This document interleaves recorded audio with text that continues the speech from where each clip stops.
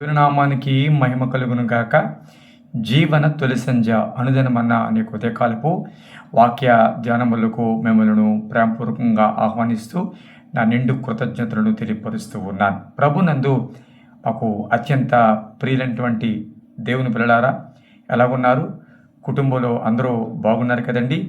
మీ కుటుంబాలు క్షేమకరంగా నడుస్తున్నాయని, దేవుని కృపాక్షేమముతో మీరు ముందుకు కొనసాగాలని నేను ఆశపడుతూ ఉన్నాను, ప్రార్థన చేస్తూ ఉన్నాను. ఏదైనా కుటుంబాల్లో ప్రతికూల పరిస్థితులు ఉన్నా, ఏదైనా బలహీనతలు ఉన్నా, సవాళ్ళు ఉన్నా దేవుని సందులో కృంగిపోకూడదని దేవుడే తన కార్యాన్ని చేయబోతూ ఉన్నాడు. నువ్వు ఎదురు చూడగలిగినట్లయితే తగిన కాలం మందు ఆయన తన కార్యాన్ని చేయబోతూ ఉన్నాడు. మరి ప్రేమించి మరొక శ్రేష్టమైన దినాన్ని దేవుడు మనకి అనుగ్రహించి ఉన్నాడు కదూ. మరి ఉదయకాలం ప్రార్థన చేసుకున్నావా? వాక్యం చదువుకోకపోతే ప్రార్థన చేసుకుని వాక్యాన్ని చదువుకోవడానికి ఇష్టపడుతూ ఉన్నాను. హెబ్రీ రాసిన పత్రిక 11వ అధ్యాయము, హెబ్రీ రాసిన పత్రిక 11వ అధ్యాయము 5వ వచనం మనం చదివినట్లయితే, విశ్వాసమును బట్టి హానోకు మరణము చూడకున్నట్లు కొనుపోబడెను. అతడు కొనుపోబడక మునుపు దేవునికి ఇష్టుడై ఉండెనని సాక్ష్యము పొందెను. కాగా దేవుడు అతన్ని కొనుపోయిను గనక అతడు కనబడలేదు. ప్రియదేవుని పెట్టారా? హెబ్రీ రాసిన పత్రిక ఈ 11వ అధ్యాయం అంతా కూడా విశ్వాసపు హీరోల యొక్క లిస్టు మనం చూస్తూ ఉంటాం. విశ్వాసంతో ఎవరెవరు ఎలాంటి కార్యాలు చేశారో, విశ్వాసంతో ఎలాంటి గొప్ప సాక్ష్యాలు పొందారో ఈ 11వ అధ్యాయం అంతా చూస్తాం. అందులో మనం చదువుకున్న వ్యక్తి హానోకు.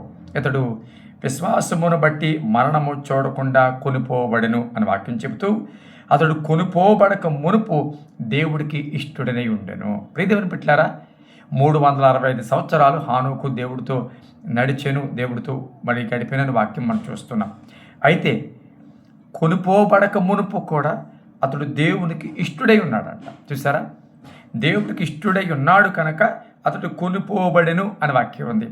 అంటే ఒక కుటుంబ వ్యవస్థలో ఉండి ఒక భార్య, ఒక పిల్లలను చూసుకుంటూ ఈ లోకంలో నడుస్తూ ఈ ఆత్మీయ యాత్రలో కొనసాగుతూ దేవుడికి ఇష్టుడై ఉండెను.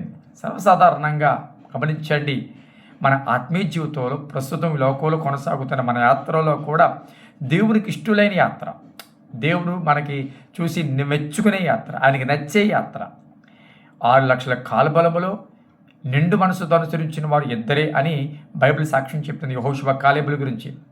అంతమంది ఉన్నారు కదా, అంతమంది గురించి సాక్ష్యం ఎందుకు చెప్పలేదు? అంతమంది పేర్లు ప్రత్యేకంగా ఎందుకు వ్రాయబడలేదు? 6 లక్షల కాలబోలలో ఈ ఇద్దరి పేర్లే ప్రత్యేకంగా వ్రాయబడడానికి గల కారణం ఏంటంటే నిండు మనసుతో వారు అనుసరించారు కాబట్టి. అవును ప్రియబిడ్డలారా, నిండు మనసుతో అనుసరించారు. ఎంతమంది ప్రయాణంలో ఉన్నారన్నది కాదు, కానీ నిండు మనసుతో దేవుని ఎంతమంది అనుసరిస్తున్నారన్నది చాలా ప్రాముఖ్యం. ఇష్టలుగా ఇక్కడ హానోకు దేవుడికి ఇష్టడుగా. సర్వసాధారణంగా మన ఉద్యోగములలో, లేకపోతే మన యొక్క కుటుంబ వ్యవస్థలో, ఈ లోక ప్రతికూల పరిస్థితుల మధ్య, ఈ ఆత్మీయ వాతావరణంలో దేవుడికి ఇష్టడై బ్రతకడం అనేది అది ఒక నిజంగా ఒక సవాలు. అలా బ్రతకడం అనేది గొప్ప సంగతి.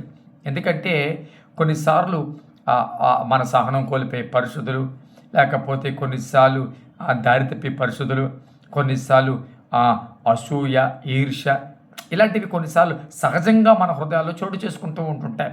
అపవిత్రత మధ్య, అల్లరి జనం మధ్య మనం బ్రతుకుతూ ఉన్నాం. అంత మాత్రమే కాదు, వంకర మనుషుల మధ్య మనం బ్రతుకుతూ ఉన్నాం.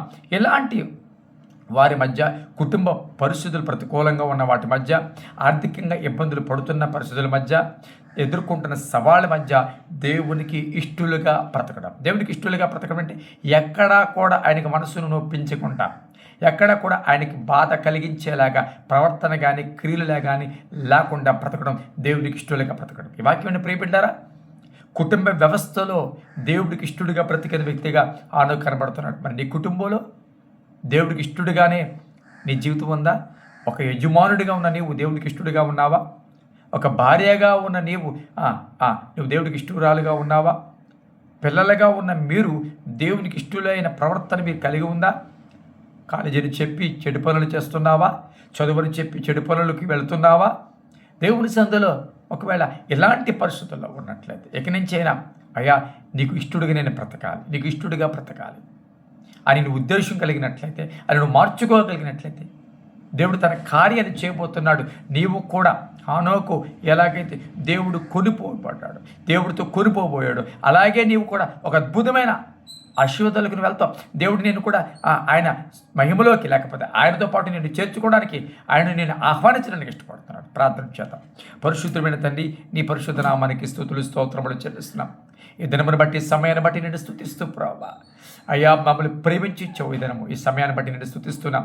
హానోకు వలె ప్రభా, నీకు ఇష్టలుగా బ్రతకడానికి, అలా ఇష్టలుగా మేము జీవించి నీతో కొనిపోబడడానికి సహాయం చేయమని, ఈ మాటలు వింటున్న ప్రతి ఒక్కరిని దీవించు, బలహీనులు బలపరచమని, అనారోగ్యంగా స్వస్థపరచమని, అయ్యా గర్భిణీ స్త్రీలు జ్ఞాపకం చేసుకొని, వివాహం కొరకు ఎదురు చూస్తున్న జ్ఞాపకం చేసుకోమని ఆయన అందరినీ చేతులకు అప్పగిస్తూ ఈరోజు వారి దినచర్య అంతట్లో మీరు తోడు నడిపించమని యేసు నామమున కూర్చున్నాం తండ్రి.